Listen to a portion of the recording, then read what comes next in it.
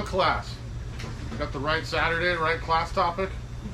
Nobody came for roadies today or insects or anything else. We're all lawns today. I appreciate you coming down. We got a great crowd. Sheets are on the chair if you didn't grab one. It's always on our website as well.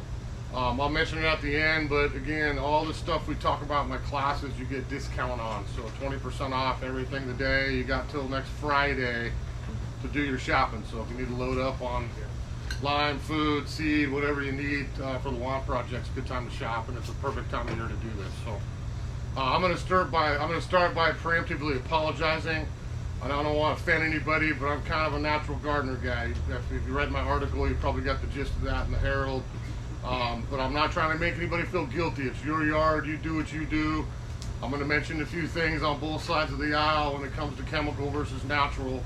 But I'll be dead honest, I hate weed and feeds with every bone in my body. So that would be the number one thing I would like to ban from the face of this earth. So if you're going to go that route, you're not going to find weed and feed at Sunnyside. That's going to be a chain store thing, and I think eventually they'll be banned. It's just not a good thing to put down on huge turf areas. So spray if you're going to, feed if you're going to.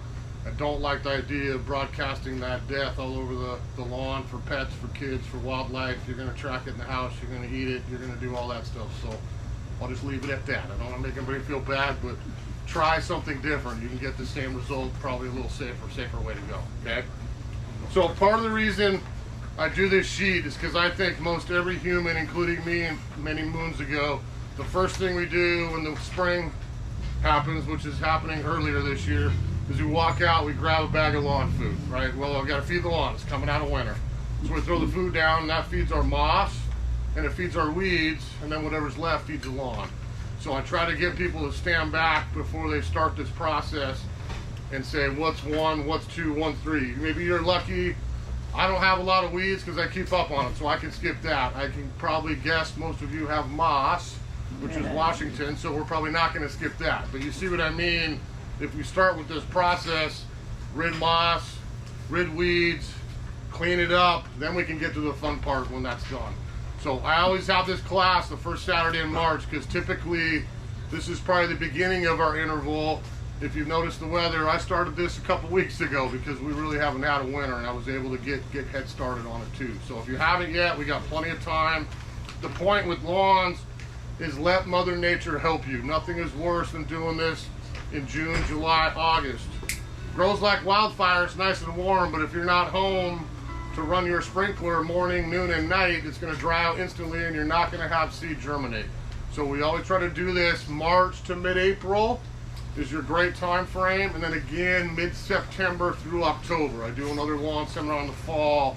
We have those two great opportunities here in our local climate to make sure things take, reduce our water bill, and have pretty quick germination. I will tell you this because I do the same thing every spring at my house in Everett. So if we go through this process and we do this one weekend, we get our moss killed, our weeds sprayed, probably get our thatching done, our raking done. The second weekend, we can throw our seed out, our food out, lime out, and off we go.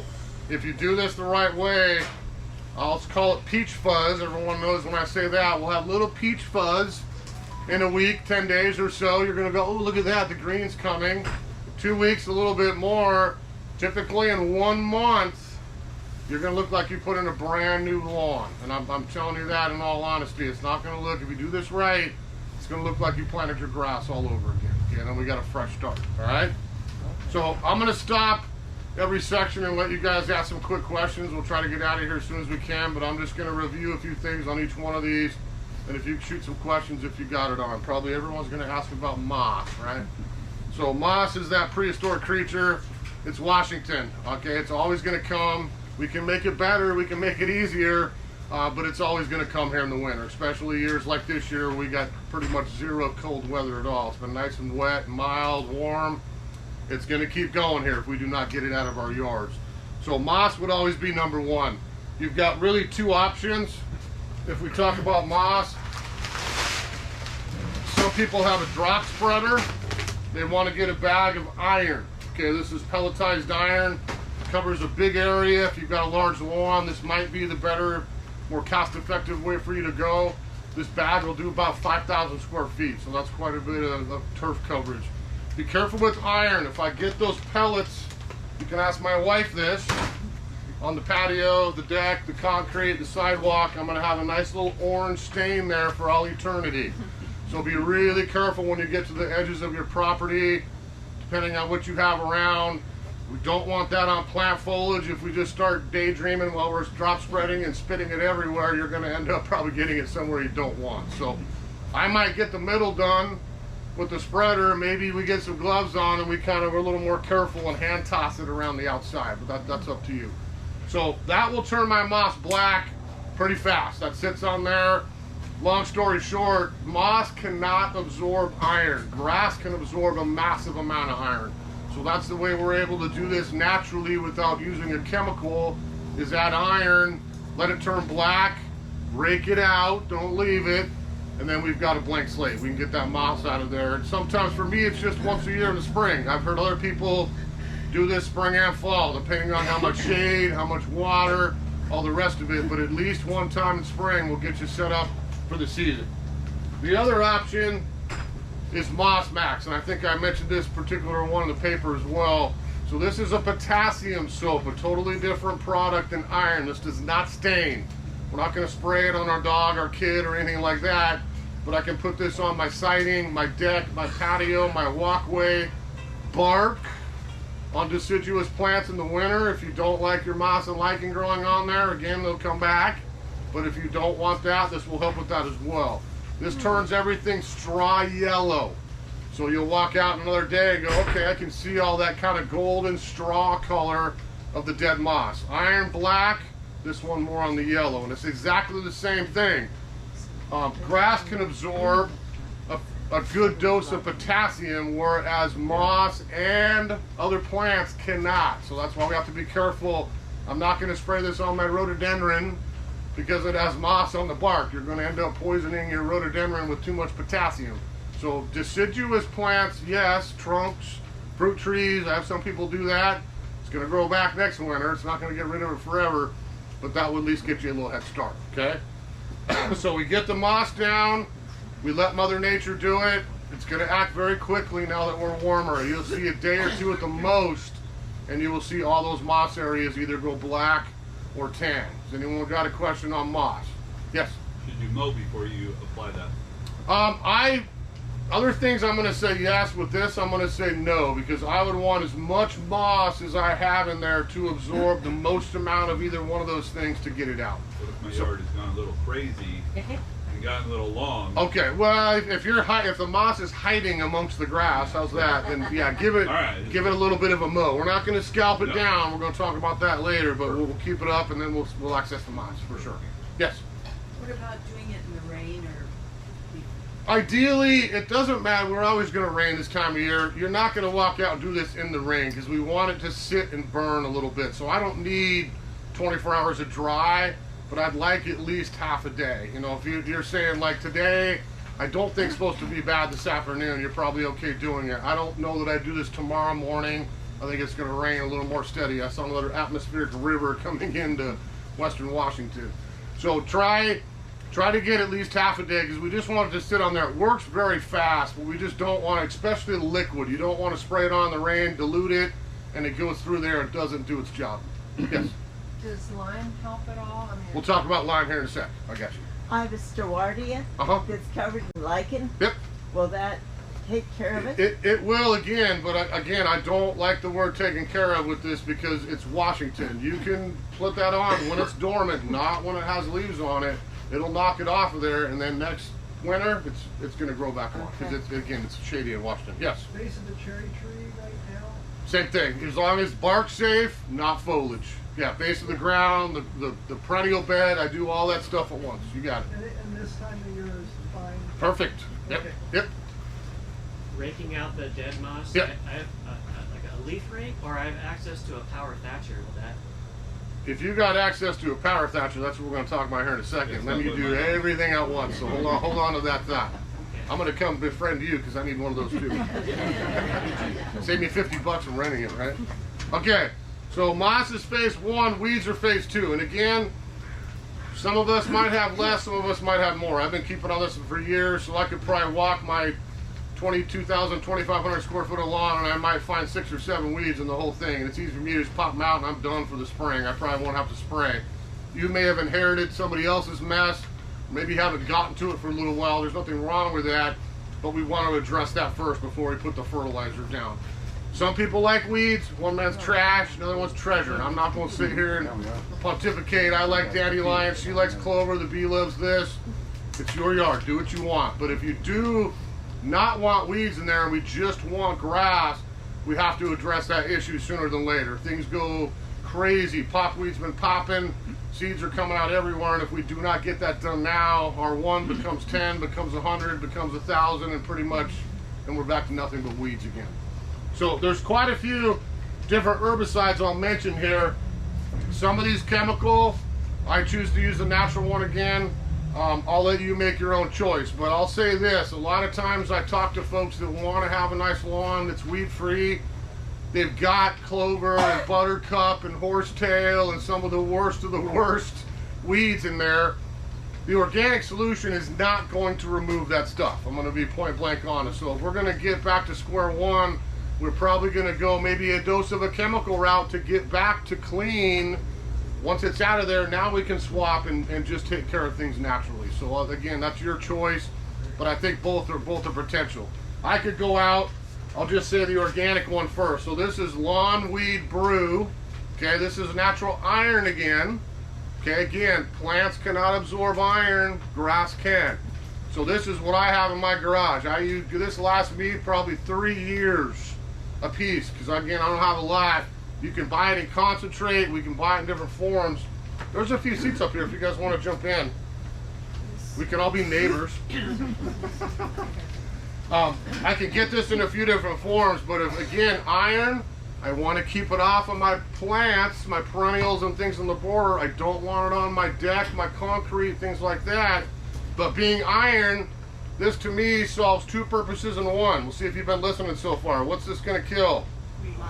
Moss and weeds. So if I want to go something liquid, which I would choose to do in my yard because I could focus my spray right where I need it to be, moss and weed, and not have to treat the whole thing, that is what I would do for both. I mean, sometimes we got half an acre, quarter acre, 20, 30, 40, 50,000 square feet.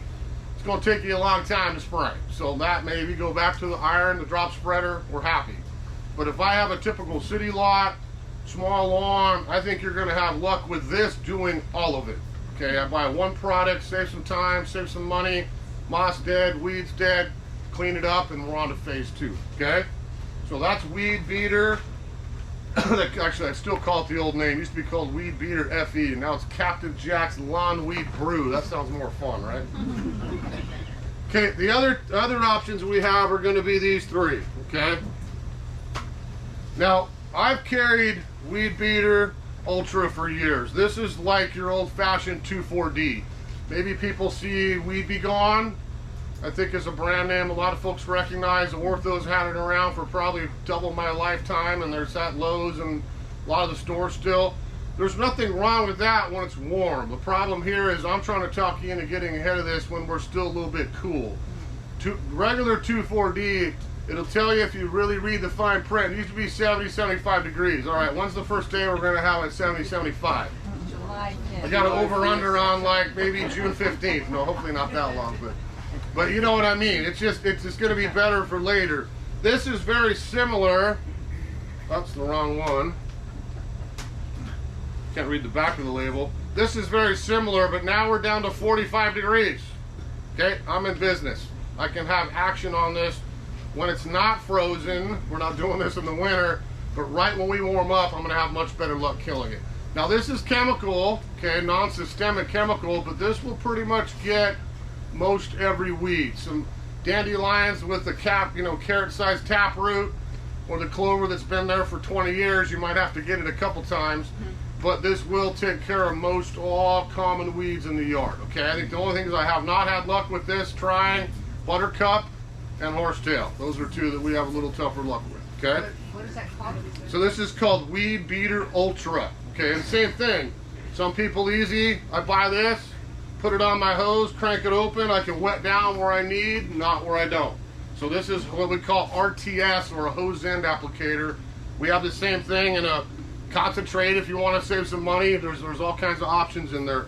I will tell you, you'll probably be flabbergasted if you look at the bottle. If I buy a concentrate of this, literally it would be listed for up to like 40,000 square feet.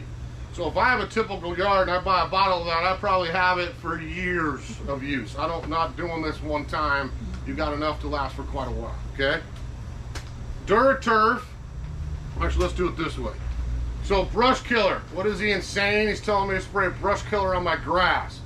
Okay, this would be at the top of the totem pole for herbicide. If I look at the little tiny fine print on here, will not harm lawns.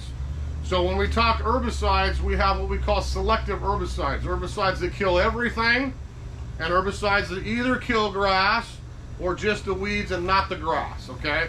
This is a special formula that will kill anything it touches but grass. You put this on your peony, it's going to the compost heap in the sky. If I get this on my tree roots, not going to turn out so well.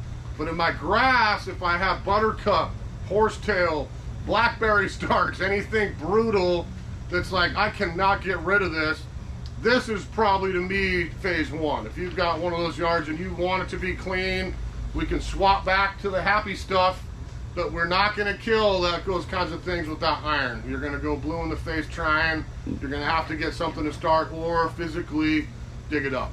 So brush killer sounds funky, but that would be at the top of the totem pole for a quick spray, contact, kill it all, don't touch my grass, okay? What about moss? Not moss, no iron in there. Yeah, moss was different. Moss will actually probably grow a little better with that. but we have to get the iron, we have to get a different formula for the moss. 1 second. So the last one is a little bit newer the last couple years. This is called DuraTurf. We don't sell a lot of this.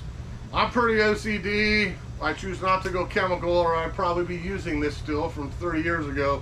But this is what we call an all-encompassing herbicide. This is pre-emergent and post-emergent. You guys know what I mean when I say that.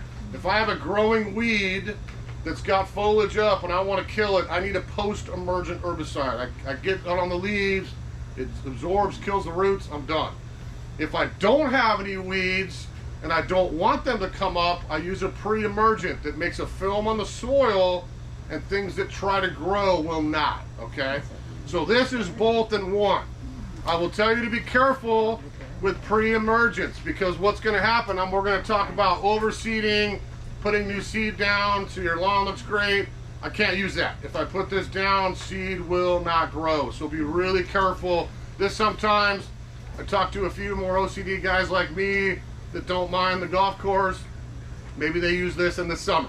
You know, they get it reseeded, we get warmed up, the seed has germinated, it's established. Now I can go back and get those weeds with something like that and keep them from coming up for the rest of the season, all right? The last one is similar to this, but in granular form. We get a few bags of this every season, so this is Weed Beater Complete. We don't get a lot of this. A few of our customers specifically requested, so we usually keep 4, 5, 6 bags around. This would be, again, the high-end herbicide. If I was going to the high-end golf course, whatever it is, that's probably the kinds of things they are using if they're using chemical, because again, I kill what's up and I prevent things from germinating for the season. So bigger area, maybe that's the way to go if you're going that route. I like the spot spray thing myself, because it's like the weed feed discussion with me. Why broadcast death over 20,000 square feet when I really only needed it here and there and there and there, if that makes sense, all right? So questions on weeds? Yes? I've heard that like dandelions have a deep root, Yeah. and my soil is just put on top. Yeah. So sometimes the dandelion root will bring up nutrients. Yeah. Can you let that go and then cut it out Yeah, later or yeah, something? yeah, we got no problem with that. Oh, hey. Hey. Come over here. Come on. You gotta say hi to everybody first. Little comic relief here. No, we can, what's that? Oh, I was going to ask about clover too. Yeah. Good for the soil. Well, again, nitrogen fixers, clover's a great example. This is the discussion in kind of current horticulture is what, again, it's your personal taste. What's your limitations? I don't mind. Dandelions are pretty. You see a big meadow of wildflower, dandelion, all the rest of it. You may like it. I don't want it in my yard. But it helps for sure. And then pull them out like. There you go. Yeah. Let them, maybe before you get 1,000 seeds that decide to give you 1,000 more. Yeah. Clover is the one to me. You know, I have a lot of people mixing in their lawn. That's fine. Bees love it. It's great. It's a great nitrogen fixer. I use it in actually my garden in certain areas to help with peas and other things. But it's never going to stop. So if you don't want ground cover in your lawn, I mean, that's what's going to happen down the road with clover. Yes? So we are cat lovers. Okay. So how is this with our house cats? So same thing. I mean, I think you're going to see, last week's article is phase 1. You're going to see the next half of it this week. And I think specifically talk about people, pets, paws, kids, licking, all that stuff. And that's my issue. The vet, cancers, all this stuff. I think a lot of this comes from that type of use. We put chemical down, the cat walks out, it's on the paws, we're always licking everything, brings it in the house, tracks it everywhere.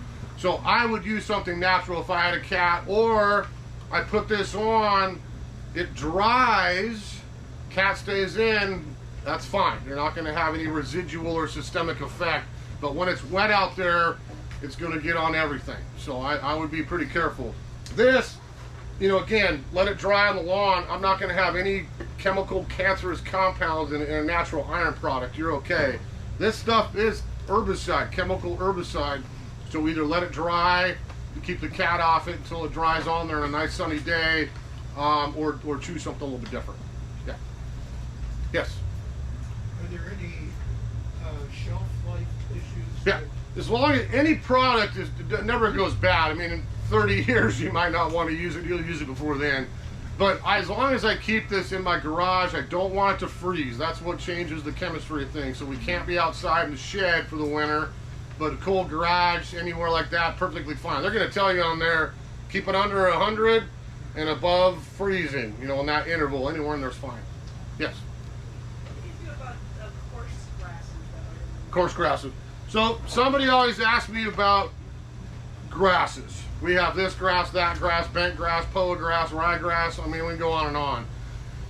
I don't have an answer for you on that, because if I don't have a magical spray. We talked about compounds that will kill grass and weeds, ones that won't harm grass and kill the weeds. There's not something that's just going to kill one grass and not the 6 that you want to keep. So either I have to physically cut that patch out and then overseed it, you're good to go, or I get a non-selective herbicide. We don't carry glyphosate, Roundup, any of that stuff here, but we have a dead weed brew that works awesome. I use it on poa in my yard, and I walk out, and as long as I'm careful to spray that patch will turn brown, but it's not going to hurt any of the rest of my soil or anything. Then I can scratch that off, throw a little seed down, top dress it, and off we go. Okay? Yes? Will the brush killer kill knotweed? Brush killer will kill anything, including things that you probably don't want to kill. So just be careful. Yeah, I mean, this is the high end, the blackberry, the bamboo, the whatever the worst of the worst are. That's what you're going to get with brush killer. Yes. So these products that you're talking about that you use for temperatures, do you have to have sun also? Well, it doesn't need to be a bright sunny day, but hopefully, especially with sprays, it's going to tell you right in the bottle, rainproof in an hour, rainproof in 2 hours, 4 hours, whatever it is. I don't need it to be 70 degrees and sunny for the entire day. I need a half a day where I can get it on there and let it dry on, and then I'm good to go. Okay. All right? So the only other one, as we kind of bridge into the next topic, I'm just going to bring this up. I get this in because I use it. None of you guys bought much, so I put it on sale. So this is on special for 25 bucks. Anybody use corn gluten? Yes, there's my corn gluten brother right there. So this is the organic way to go if I want a pre-emergent herbicide. I don't use this as much on my lawn, I'll be honest with you. I have before, but I seed, so again, I can't put this down and expect seed to grow through it, okay? But my landscape beds, yes. So if I'm mulching, if I weed an area, I sprinkle corn gluten out. That dissolves and makes the film I'm talking about organically. I've got one season where nothing much is going to want to grow through that, okay? Is it 100 101% effective? No, but it's pretty darn good if you don't want to use old Casseron, you know, Noxol, all those old brands that are, again, chemical based. This is fertilizer in corn plus the pre-emergent. So it's listed for lawn, it's actually 1002. I mean, that's a good chunk of nitrogen. So if you're not going to overseed, this would make a great organic lawn food and a pre-emergent herbicide, okay? So we still have a few bags of that left, but they're usually 45 bucks, 25 bucks on special. You can thank biodiesel for the price. This was like $10 10 years ago, and now biodiesel takes all the raw corn, and so the price has gone through the roof, all right? Now you'll see 3 there is thatching and aerating, okay? And has anyone thatched in here before? Hopefully everybody, me too. How about aerated, okay? So I'm gonna talk to aeration first because I don't think everybody in here is going to have to aerate. I can't tell you from a verbal conversation if you should or not. I would say this, if you tried to keep your grass green last summer, okay, we were out there in August when it's warm, and I watered and it runs off and nothing soaks in and it still turned brown, then maybe it's time to aerate, especially sloped areas, really sunny spots. When we aerate, we pull a core plug off the roots and we get rid of those plugs. Do not leave them on the grass. If we aerate, we rake them up, we throw them in the yard waste, and we bring compost in, not sand. We're not going to the country club. We want compost. I would not do sand. And we would fill that up. That builds our soil. It adds microbes. We level that off to fill those holes, and then we can go on to the next steps I'm going to talk about here in a minute, okay? You could do both, aerate and thatch, but I'm going to try to talk you into thatching. I looked at probably 6 phones yesterday. Customer, what is wrong with my grass? Get a thatch machine. Got to get that junk out of there. So most of the lawn issues we get, it's not here, it's right at the soil level. We get a thatch buildup, the county, the city, everybody's going to tell you to recycle your mowing clippings all year and don't bag them. I'm not disagreeing with all that, but that just accumulates. Yes, some of it turns into food over time, but I promise you, if you got all scientific and dug down there to the base of your lawn, you're going to find a bunch of junk just sitting there brown. That's where disease festers, issues happen, and removing that 1 time a year just opens up that soil for everything to be brand new. And that to me is the key to this class. If you've got tired grass, I'm looking at it brown, I got dead areas, any of it, I'm gonna scalp it low when I mow here, and I'm gonna choose to aerate if I'm going to, and thatch.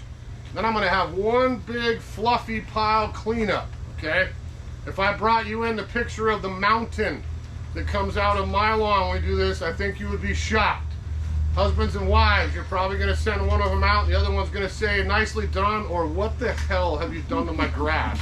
Because it's decimated. You got nothing left. I look out when I'm done thatching, and I'm looking at probably half dirt and little tiny bits of green. Not much but that. It looks like you have killed your lawn. But we've gotten rid of the weak. Now we're going for the strong. We put seed down, we get all the rest, and we got brand new turf.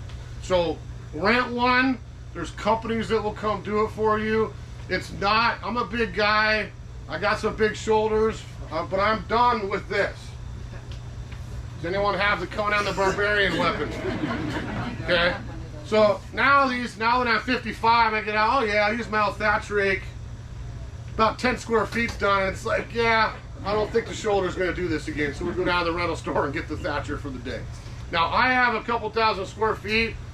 I am done in an hour. I mean, if you get a machine and you run it back and forth this way and that way, you're done. I mean, then it's just light, fluffy cleanup. The dead moss, the dead weeds, the old thatch, all of it comes up at once, okay? Trying to save you some time. Yes? Have you ever used a groundkeeper's rake?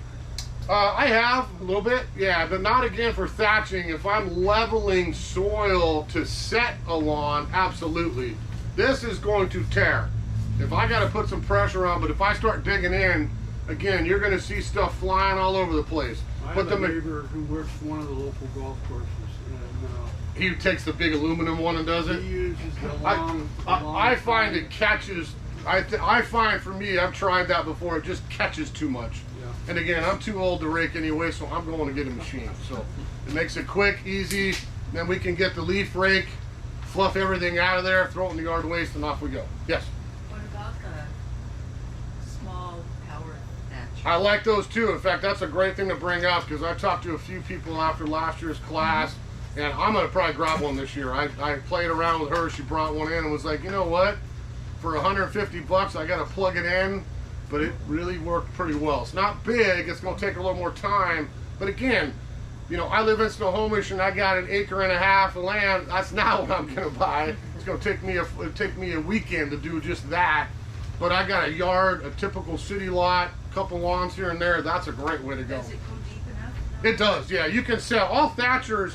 You know, I don't want to get into thatch machines, but if I rent one, I'm going to set it maybe to where I think it needs to be for depth, and I'm going to make a run. Then I'm going to stand back and go, okay, need a little bit more. Or vice versa, I go to the bottom and I go a little too far, you're going to scalp everything off, and you do not want to do that. Okay, we want to find that line right at the surface that leaves the good grass, gets rid of all the weak and all the trash. Yes? What about like netting from rolled out lawn? Yeah, so again, I'm not trying to offend anybody, but that is the main reason why I hate sod. Because you're left with fiberglass mesh for all eternity. It's never going to go anywhere. Amen. So thatching should stay above that for one.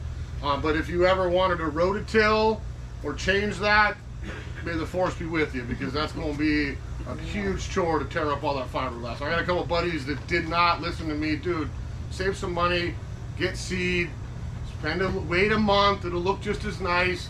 But we all want this instant gratification as Americans, right? We want to spend $7,000 on sod lawn instead of 70 bucks for seed. And then 2 years later, like, great, now I'm stuck with this mess. Most of the yards, the contractors are always going to do sod. New homes, the rest of it is what it is. And I'm not saying you should go home if you bought the little house like down the street that's brand new and tear up everything and start over again. You certainly could. But at some point, I think that's going to be the issue with the fiberglass. Yeah, getting that mesh out of there. Yes. I don't know if this is now or in top dressing, but my lawn is really bumpy. Yep. And I've been trying to fill it over the years. We'll do that right now because that's coming up next. All right. So the next, we got thatch, we got aerate. Now we've got our brown blank slate. A little bit of green, we've got brown. We're nice and tight. We're ready to go for the fun part, if you ask me. To get the results from. So top dressing and overseed. Okay. So if I have an uneven lawn with up, the mold did some damage, my dog likes to dig up a big run here, whatever it is, compost is too light and fluffy. It is not going to fill that area. We need topsoil. So I have bagged topsoil is all I ever get. I don't need yards and yards of it, so I get a couple bags. We sprinkle some in, we tap it down, we can level those areas. If it's a massive lawn that has a lot of little ankle breakers in it, then perhaps you might want to call and have somebody bring a yard of good quality topsoil that we can literally fill those gaps in. We get a roller, we roll that out, we get it nice and level, and then we can do the same step next, okay?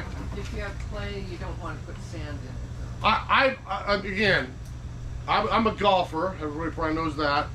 I see the sand at the golf course. I do not see the use of sand at any homeowner's property, period. I would always get compost. It's lighter, you'll save your arms, your back, moving it around. And I think exactly what happens, sand settles down, it compacts, it just turns to concrete. It's going to mix with the clay, and you're going to have just a concrete layer that nothing is going to go through. So compost is the opposite. Works way, breaks up clay, helps with drainage, adds microbes. Always get compost. I mean, even if it's not a bag, you know, get a yard, you know, if you got a big area. You know, you'll see that in next week's article as well, okay? So topsoil for filling holes, compost or top coat for top dressing, okay? I mentioned if we aerate, we're going to fill that with compost.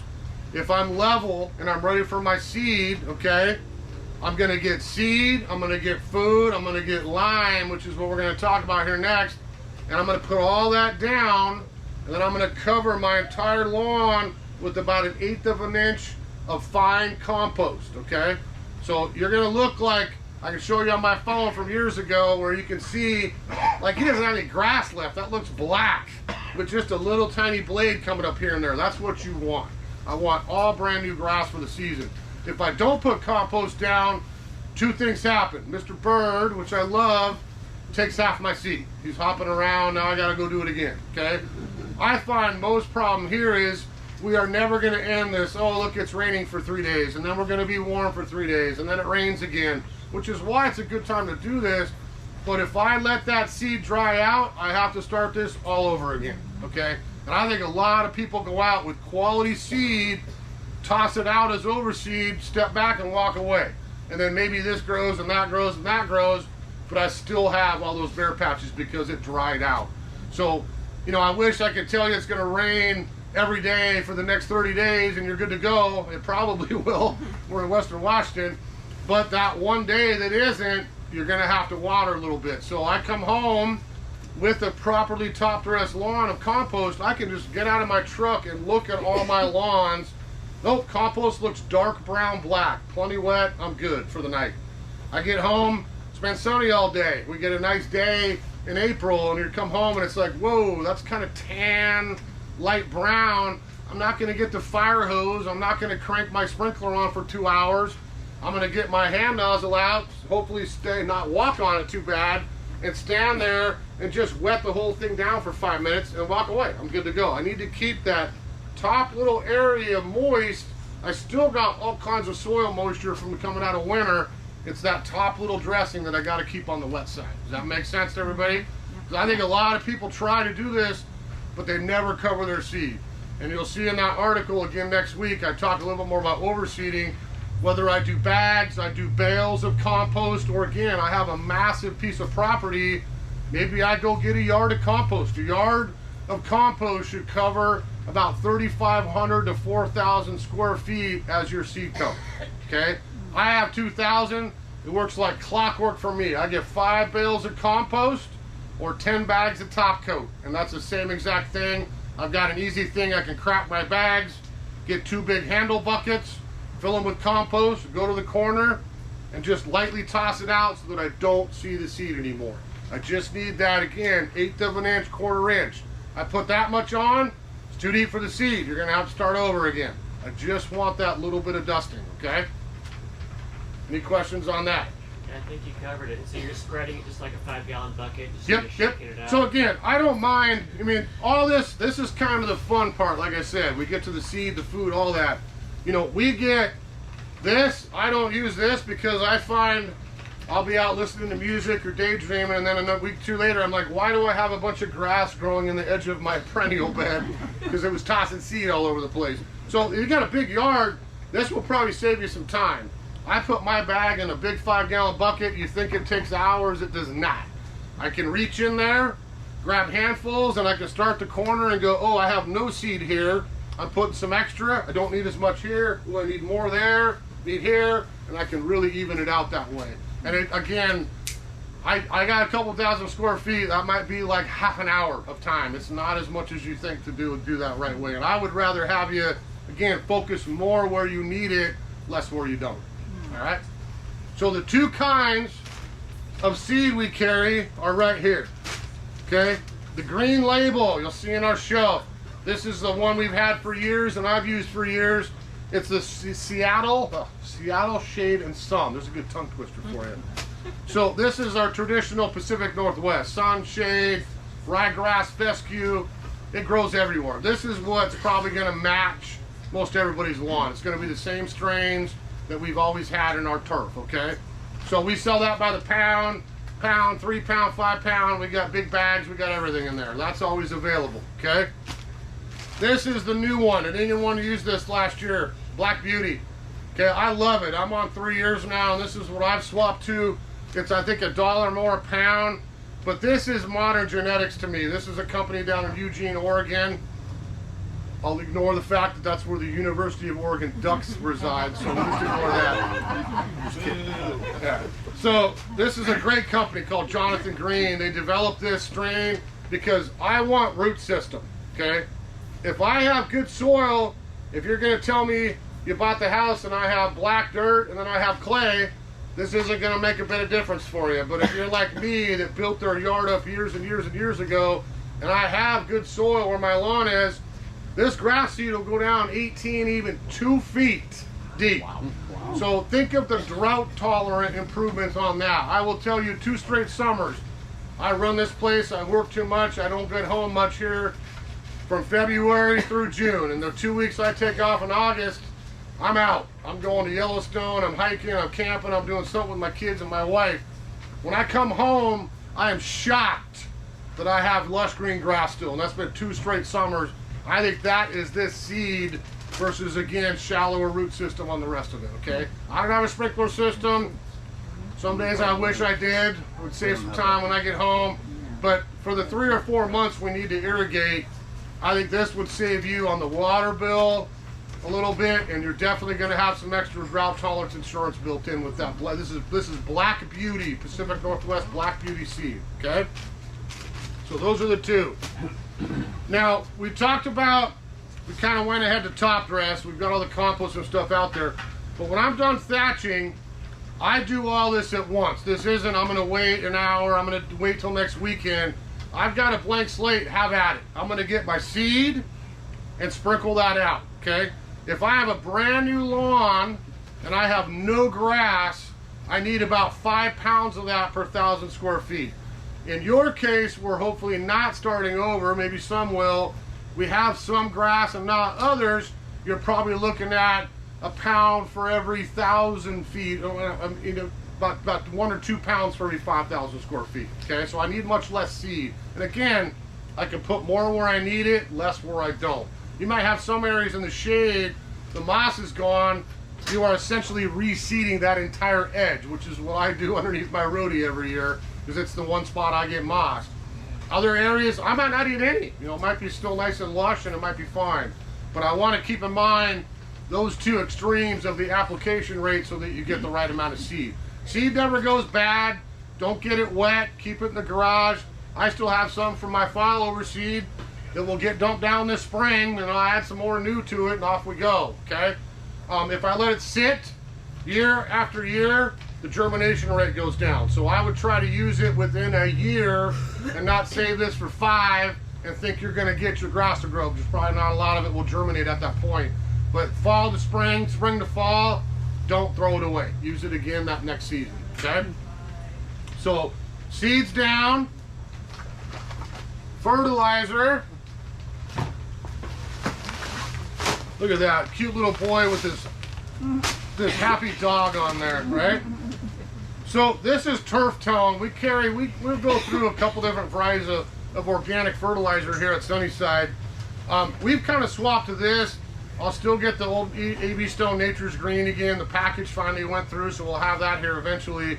But the point is, organic fertilizer, far superior for micronutrients, humic acid, helping our soil out, not just nitrogen.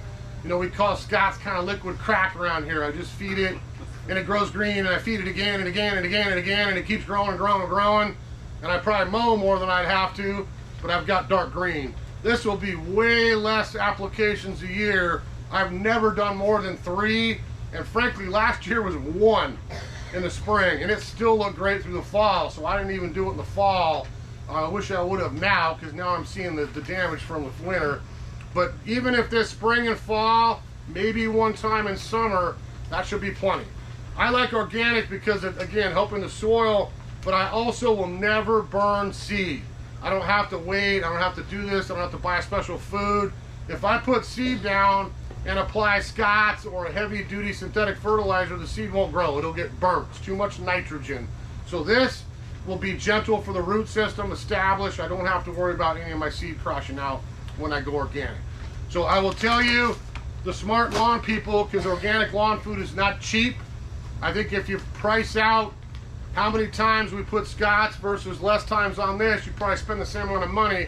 But if you're smart, you'll buy that for the whole year today and get your 20% off, because then it's like bag for spring, bag for summer, bag for fall. I'm good for the year. That's exactly what I did last week. I got it in the garage. I'm ready to go for the season, okay? So fertilizer, you'll see that next one is lime. Now somebody asked me about lime a minute ago, okay? There's our lime. Now first we're gonna repeat after me. Lime is not a moss killer. Okay? Because 20 people will call me next week and say, well, you told me lime would eliminate my moss. No, I did not. Okay?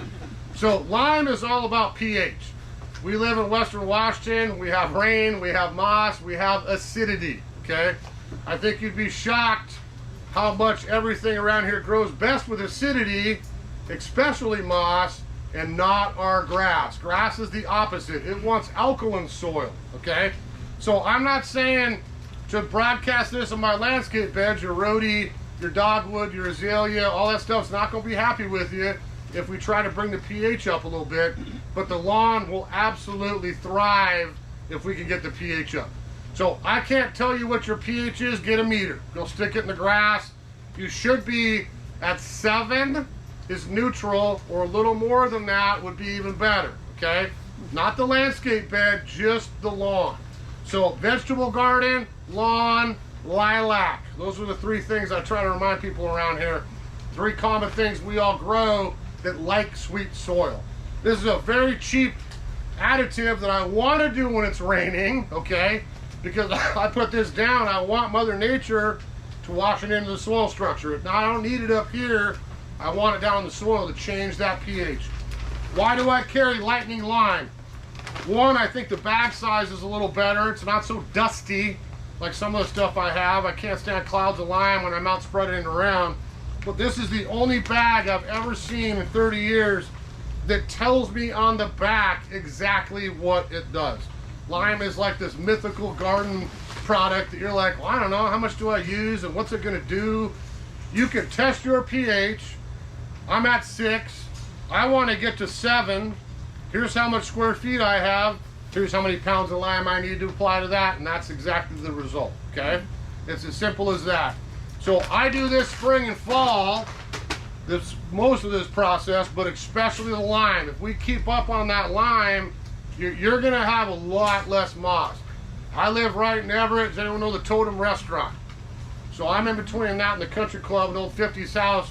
20 years ago, I'm like, I cannot get rid of this moss out of my yard. So I did mine over again, and after years of doing this, I don't have much moss anymore. It's only where it should be to me.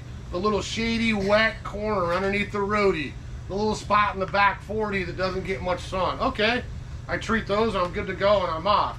That has been from the pH change. The grass grows a lot better, moss just does not, okay?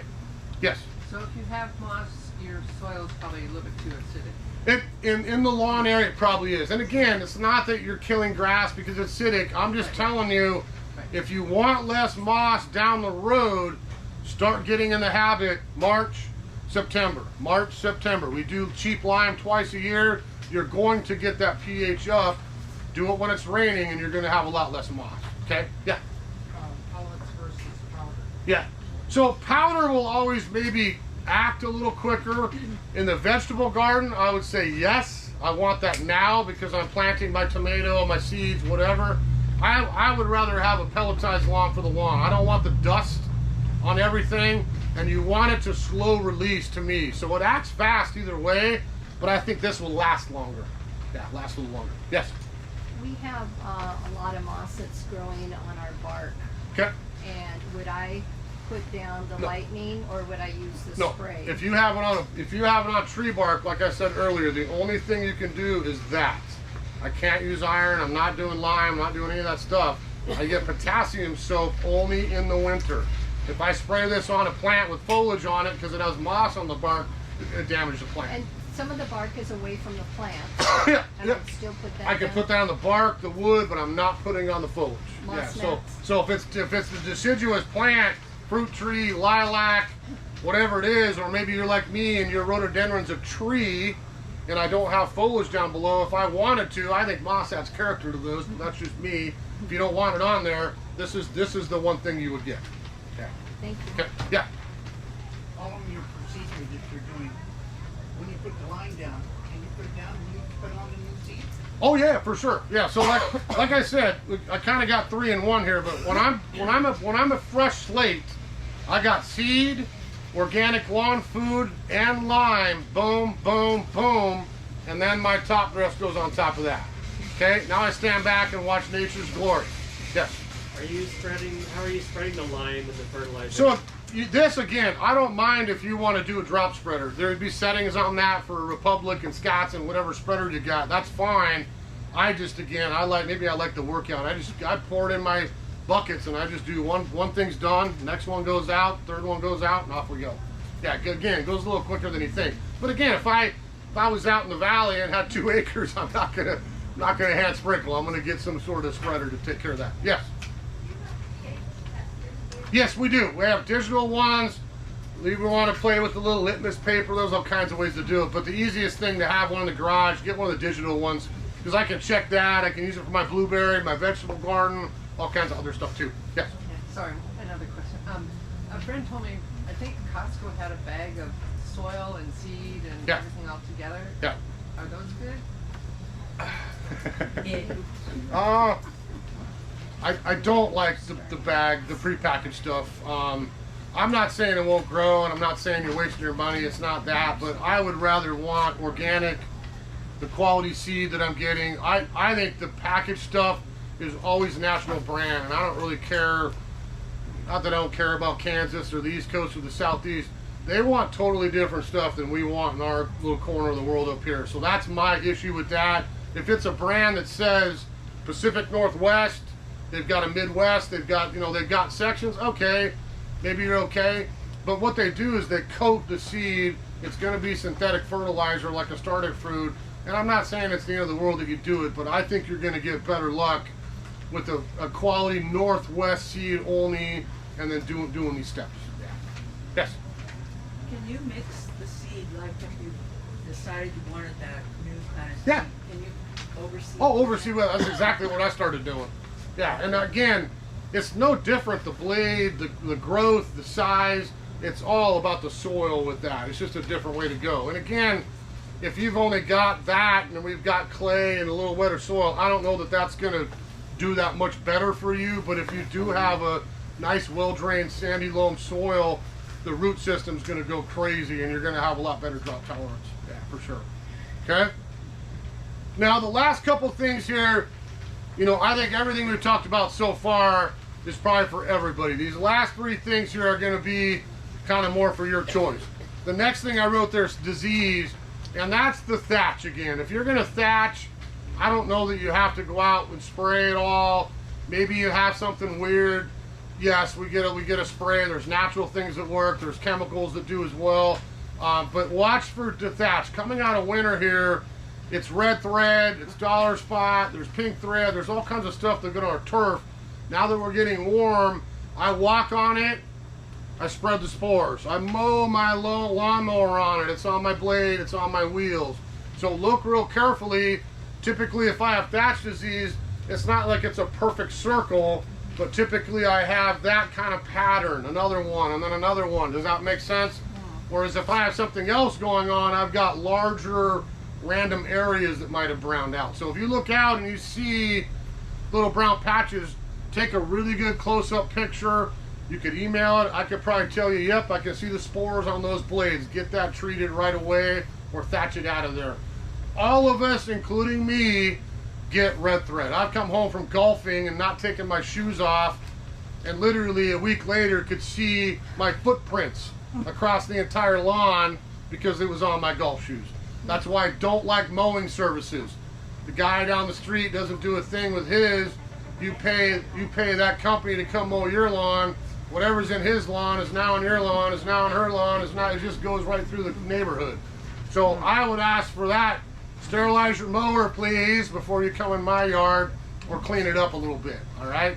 But that's usually what happens in Washington, especially this year with no winter. We got no freeze hardly at all. I think you're going to see a little bit more of the red thready type issues popping up here coming out of winter. I found I have never had to treat for red thread. I played with neem a couple times and just did it. But I'm telling you, if you thatch, you do this over again, and the most important thing is you put down organic lawn food, it grows right through that, okay? If we thatch, we get rid of the dead areas anyway. We overseed, we got brand new lawn. If I don't put seed down there, you're not going to see that area miraculously recover all of a sudden because it's been thatched. We got to get the seed on there too, okay? Yes. I had a terrible problem with red thread and was having trouble controlling it with the spray oil. Okay. And a wise old man from this location told me keep your lawn well fertilized. Oh yeah. And every time you mow, wash the mower off. Exactly. Yeah, and that's what I do. Yeah. You'd laugh if you came and watch me mow my lawn. I don't even have what you think of as a mower. I like my old school push reel mower. So I'm the dude out there clipping his putting green in all kinds of weird directions. So I do clean that every time, and that's exactly my point is, I think the food is the number one thing you could do. If you keep it fed properly, it grows right through that stuff and you're fine. Yeah, some people that may have had it and not done anything for a while may have some dead areas. I looked at a picture yesterday, 75% of her lawn needs to be reseeded. It had thatch disease going back probably a year or two, and it has killed large areas. But it doesn't mean she has to, get a stick of dynamite and blow up the entire yard, bring in new soil and start over again. It just means we got to get it fed, overseed, and then off she goes, okay? Now, I brought in 3 things here, because these are 3 things I have used on my lawn, and frankly, I use in a lot of areas of my garden, okay? These are all be natural things, not chemical related at all. So copper fungicide, who golfs in here? Who's a golfer like me? So we go to the golf course and we see that blue residue, right? Sometimes on the greens, the rough, whatever it is, signs usually on the first tee, says fungicide applied today. It's not like the greenskeeper put down murder, death, kill, and he's gonna kill everything in the world. It's almost always copper. Copper is always blue. It's very safe to use. I'm not gonna drink it, but I can spray it on a lot of stuff in my landscape, my vegetables, my lawn. It's a great fungicide that is non-systemic, okay? The only place I would not be using a lot of copper is if I lived right on the water. The one issue with copper is microorganisms. We don't want that going into river, stream, sound, lake. Anywhere in town, you're not gonna hurt anything using copper at all. We spray that on the turf, you would kill whatever spores are out. We can do the same process again, okay? The totally organic way to go, this always sounds like a nuclear device. This is called biofungicide. That even sounds worse, right? So this is called Revitalize. I use a lot of this in my yard. Roses, vegetable, lawn, anything really. But this is a natural bacteria that eats fungus. Not gonna hurt anything at all. I could spray this on my shrub, my plant, my bark, my lawn, my vegetables. I'm not hurting anything with this.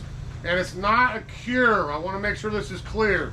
If I got a problem and I know it's there, I probably have to go to copper to get it back to square one, and off we go. If I don't have anything or very minimal amount and I just don't want to even get it, this is a shield on that plant. Something tries to blow in and germinate, this creates that shield. I don't have that problem even get started, okay? So that's Revitalize. The other thing is hopefully what everybody's using. We use this across our entire property, our houseplants, our roses, everything these days, neem oil.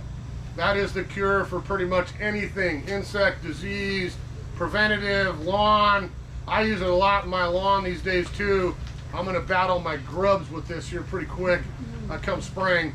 But neem oil is another one, a great way to keep things from even getting started, all right? So those are the 3. Now the second phase of that is the grubs I just talked about.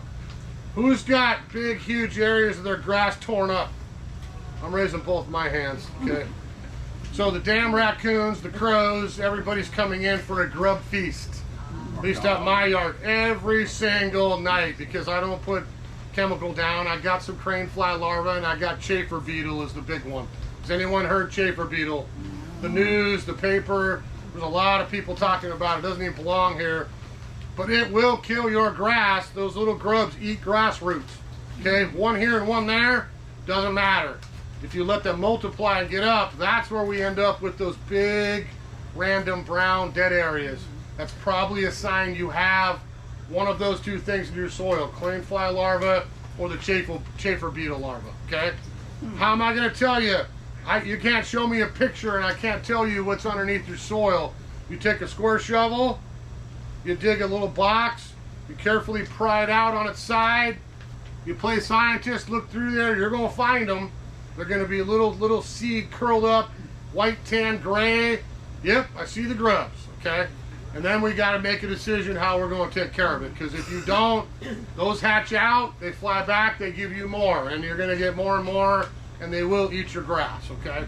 So the crane fly chafer beetle, I'm using some neem oil right now. I've got chafer beetle, I found them. And that's why the raccoons peel mine, because they can hear them. They peel up the nice sod, they grab them, they got fresh snacks, on to the next yard kind of thing. So eliminating the grubs certainly would get rid of my raccoon problem I'm dealing with right now. But I, again, have avoided using the chemicals, and so I'm trying to try a few different things. Sonic protectors and all kinds of stuff in my yard too. So we're seeing what we can do. Yes? At what point in this process would you do that? Well, again, if I'm reconstructing everything, I would follow this exact phase. These last three things, disease, crane fly, and mold control, are essentially I may, you may, she may, none of us do. It's going to be if you need to or not. So some people have tolerance for moles, great. You know, if you want to let him make a mound here and there, you know, it's not my yard, you worry about it, do what you got to do. If I saw disease and I did all this process, as soon as I regrow, I'm going to probably try to start protecting it from that. Does that make sense? Yeah. So if I'm going to demo, thatch, rake, it's all going to be gone. I don't think you're going to have to treat thatch disease. You're going to have to do something about the grub still. Okay. Okay. So crane fly, I'll report back in the fall. I'm going to conduct some experiments this year in my yard and see how I can win, because it's driving me crazy. I'm a little OCD, and my son would tell you some words that come out of my mouth at 7 when I get out to get in the truck to take him to high school. Is not good for my son to hear. As I look over like, not again. So I'm trying some stuff, and we'll see. But again, I'm trying to just personally, for me, avoid putting down murder, death, kill. State of Washington finally banned it, which I'm happy about. Maybe some gardeners aren't, but there's a specific chemical out there called imidacloprid. Okay, for the last 20, 30 years, everything was imidacloprid, and it's nasty stuff. It kills bees. It's a neonic. I didn't mind it, maybe people in the lawn as much, because it's not the bees, but roses and flowers, it was just kind of the ultimate systemic insecticide. If I put imidacloprid down, it goes through my soil and I kill everything. So you win the battle. That was an easy answer.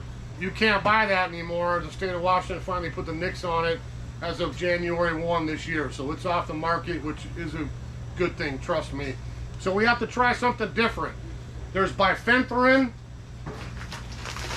okay, that is still chemical. This is a lot cheaper than imidacloprid too. And if I spread this out on those areas, you're probably going to get your grubs as well. I would say this, I don't want to confuse you, but this is kind of what I wrote about for next week. The problem with grubs in lawn, it's all about the life cycle, okay? In the wintertime, you know, if this is my soil surface, that grub's down here below frost line, okay?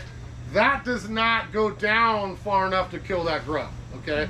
So if I'm gonna get luck with treating those two issues in my lawn, I would get the bag and get the sale price today, put it in the garage, whatever damage is done, okay, at this point. The larvae that are there, they're done.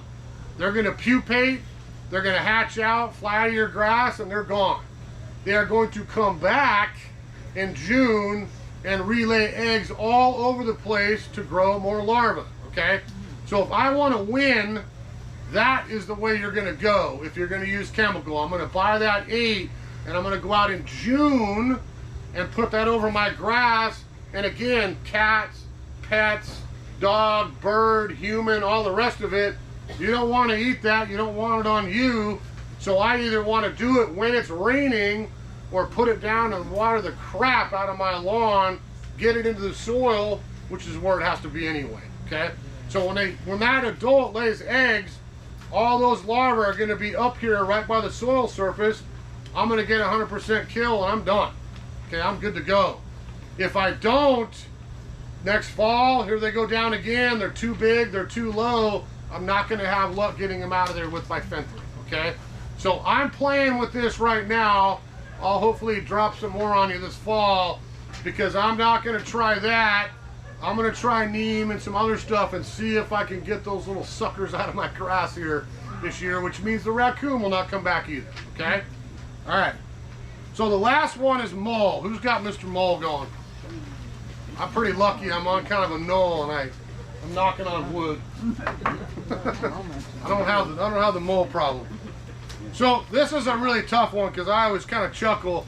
It's actually illegal to trap a mole in the state of Washington, which makes me laugh. Yeah.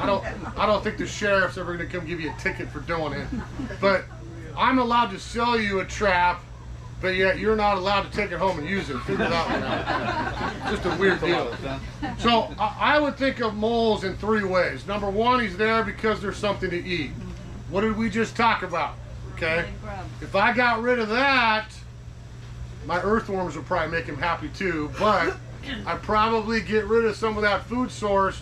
Maybe he heads to Mrs. Jones next door and I can smile and wave and say you're welcome, okay? Try to get that mole moving out of there. Phase 2, to me, is gonna be repellent, okay? Grab this mold device here. So we get something like Mole Max, okay? Has anyone used that before? Yes. Okay, so this works great, but I think people use it the wrong way. So if I buy Mole Max, this is a tiny little castor oil particle wrapped, encapsulated, sounds like a better word, right? It's encapsulated by just a touch of clay to hold it together, okay? So I put this out on my yard, the mole does not care for that smell. He moves, okay? But the problem is I think people buy this bag, they're red in the face, they're angry, you've been in my yard, so they take the bag and they put it everywhere, okay? So think of yourself as a mole. You just covered everywhere I could go with castor oil. What am I going to do? I'm going to stay right where I am because I ain't moving anywhere. It all smells. So you're not solving your problem. The key is take a bag home, find out where it's active, put down a third. Okay, there's one chunk. I wait a week. Now I go another third. I wait another week. Now I go out to the edge and hopefully by then he's like, I'm out of here, I'm out of here. Now I'm hanging out with the neighbors, okay? You don't have to tell her you did that to her, but he's heading to the neighbors, all right? So that's phase 2. Phase 3, I've seen some strange things for killing moles. You can decide, you know, the gasser, the poison worm, the trap. Some people like the exhaust. No, don't do the exhaust pipe in the hole. Don't do that. Dynamite. Anyone dynamite yet? No, I'm just kidding. But you can get to a poison device. And I don't use them because I'm lucky I don't have moles, but talking to a lot of customers over the years, I think the worms have been the best for most. I was talking to a few ladies yesterday and said, oh, those work great for me. I got rid of them instantly. I haven't seen them since. So I don't know about the gasser, the plug, all the rest of that stuff. You're going to try something, think about the food, maybe try a repellent. Phase 3 would be probably go get a poison worm or 2 and see if you can find where they're active, and then hopefully he eats it and you don't have that mole anymore, all right? So before I cut you loose here, let me just say a couple things at the bottom here, just to kind of keep in mind. You know, lawn has become the poster child for the hazardous waste dump. I don't know why the news, and I think it's probably us humans that started back in World War II and it turned into the neighborhood competition, right? Who could have the nicest turf in the neighborhood? I'm probably as guilty as that as anybody, but it could be whatever you're comfortable with. You could have some clover, you could do this, it's your yard, do what you want to do. You don't have to have it perfectly one strain of grass, you know, to make it a nice lawn. Do what's comfortable for you, okay? I would try to go organic. I think it's super important these days, not just for us, our kids, the wildlife, pets is a huge thing for a lot of people. You don't want, you know, I could never call and sue up the local vet and the rest of them and claim I'm right, but I think if you think about it logically, a lot of the issues that come up these days with pets, cats, dogs, the rest of it, the cancers, the poisons, all that stuff, I think a lot of it is just stuff like this, simple choices. It's like, I don't have to put that weed and feed on my grass. My dog's going to get it on his feet. He's going to lick. Now he's got herbicide in his blood. You know what I mean? It's not going to turn out well down the road. So using the organic stuff, I think, is much safer. I would always let whatever I put out dry. I always laugh with neem oil. I use it all the time at home. We use it here. You know, that to me is one of the best organic things for everything you could use on most all the stuff in your yard. If I walk out at noon on a sunny day in June when all my perennials are blooming and decide I'm going to spray for aphids, and I spray the bees with it, I'm going to kill the bee with neem oil just the same as I did with the murder, death, kill chemical, okay? But if I choose the right time to spray and I get it on there when they're not active, there's no residual to hurt anything. That's the whole point with something safe like neem oil, okay? So we got repellent, the last two things. So anybody tried these? We should have a vote. Did they work? No. No. They did? No? Because I would expect 50-50. I've had some people come into me, that's the best thing since sliced bread. I put these in my yard, I've never seen a mole since. Then I have the next guy come in 5 minutes later and say, yeah, thanks a lot for the 20 bucks. I put it in the ground the next day. That's where he put the hill up. So this is a chatter device. Frankly, this is a new one I'm trying around here too. But these ideas are something that you necessarily won't hear, but if I have that in the ground, it sends out a little chatter that does help deter moles. Probably not all of them, but it might help with some. I've had people with a massive amount of property, and they get them out, sometimes set those on the perimeter so they don't come back in. That's the most effective way I've heard from customers with them working. I don't think if you have molehills, you walk out in the middle of the grass and you pop one of those in, you're probably not going to change your situation. This is going to be one to try to get them out of there and hopefully keep them from coming back in and hang out with the neighbors forever, right? All right? Now, the last couple things there, you can come up and ask me after class, but you'll see some stuff on there about soil and starting over. Now, I started over years and years ago. I'm not saying you will or won't. That's going to be your choice. But soil with everything in gardening is key. And I'm telling you, if you bought a new house down here at these developments, I could take a shovel in any one of those yards and find 1 inch of beautiful organic soil on top and then crap for the rest of it. Yep. So they lay sod out, looks great for a year, then you're coming in here. When that development wanted every single one of those people were over here the next spring. Lawn look great, what's going on? Soil's horrible. The contractor doesn't care. He puts down turf, usually rolled with fiberglass for you, and minimal soil feeds it, looks great for a season, and then it runs out of gas. So I need at least 6 to 8 inches of good soil to grow turf, okay? If you're doing Black Beauty, the better, deeper the better, because that just means a deeper root system. If I have 4 inches of soil and clay, that grass is growing down 4 inches, and that's it. It's not gonna break through clay. So then I'm gonna water a little bit more. I gotta be careful in the summertime. So if you're really gonna redo this, focus on the soil. The better soil you bring in, the less issues you're gonna have for all eternity. I did mine over 20 years ago, and I still have not had to aerate much. I thatch all the time, and I have not had to fix anything since then. Okay, yes? So what would you do if you had soil like we have in Lake Stevens? We don't have a lot of clay, it's all glacial till. Glacial till rock. Well, you could come to my house and look at all the beautiful little dry riverbeds I gained when I did my lawn 20 years ago. I got rock everywhere because we were plucking Easter eggs out of that soil like crazy. You know, I don't care as much about rock and soil down here. You don't want any kind of rock up towards the top there. You want to get soil. When I did my yard, I watched a landscaper next door spent probably the better part of 2 weeks draining topsoil and rototill. Raking it. All he did was rake rock. Yep. And getting it out of there, again, I don't need 2 foot of rock-free soil, but I don't want anything, especially larger pieces up towards the top. I don't have to get every single piece of rock out of the dirt. 4 inches of topsoil on top of my glacial till. And Yeah. so far it's been okay. Yeah, because again, the glacial till sounds horrible. It's rocky soil. We all have it. I have it never too. But it still drains. It's not clay. We don't want the clay. That's the thing that'll hold the water. Walk out in the winter, we're super squishy. We can't get the water out of those areas. Yeah. Can you do something to break open the clay? So the compost, that's why I'm telling you, no sand, use compost.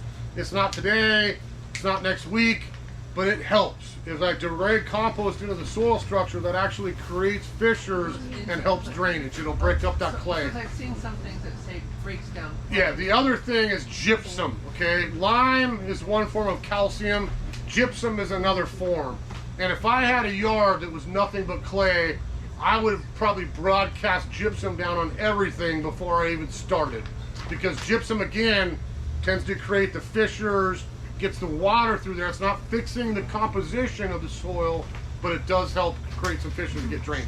Yeah. When you're saying like fixing the soil, are you saying like you dig out what's there and put new? Well, I don't think I would ever come in to any of your yards with a backhoe and scrape up the entire yard and build it all over again. If you're really going to start over and try to get this going long term, it's probably whatever sod you have, you get a sod cutter. We get rid of the roots. Grass roots take forever to decompose. So if you're really going to start this over, what's there has to go. So I get a sod cutter, I cut it off, I roll that garbage, I throw it away. But I leave my base soil, okay?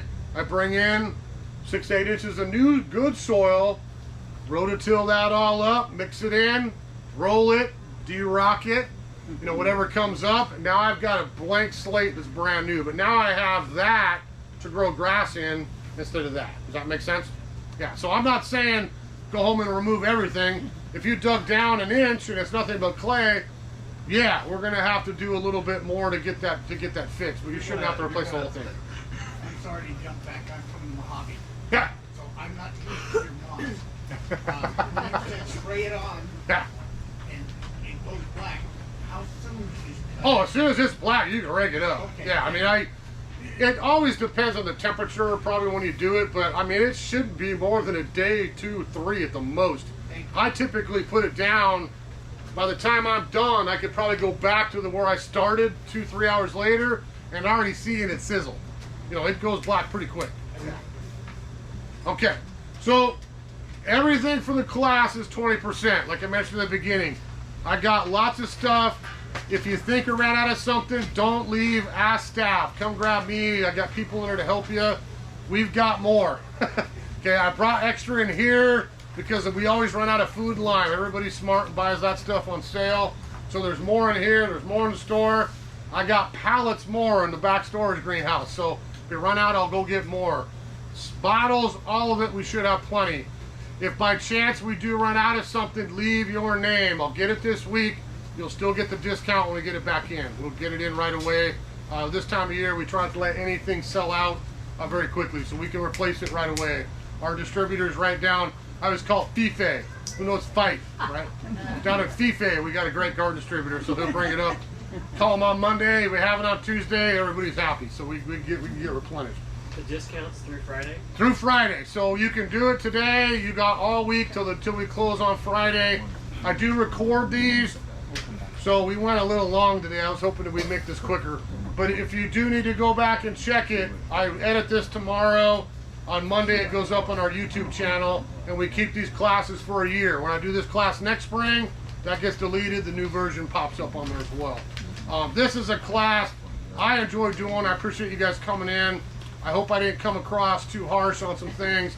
It's just a thing that's always been kind of important to me. Keeping us all safe, especially kids and pets. I'm an old dad. I got a 5th grader and a high school freshman, believe it or not. And we're out playing all the time. I don't want my kids jumping around on chemicals. It's just my choice. It might not be for everybody. But you'll see, I think, the best of both types of products here, but certainly with Sunnyside an emphasis on natural things for sure. Things that are safe, that you can feel comfortable throwing out there. Yeah? I am one of those sod laying contractors. There you go. So if you can, you know, again, do some shopping. You can. I'm going to turn this off. You can come up here and ask me questions if you like. We got everything in the store. It's good to go, and I appreciate you coming.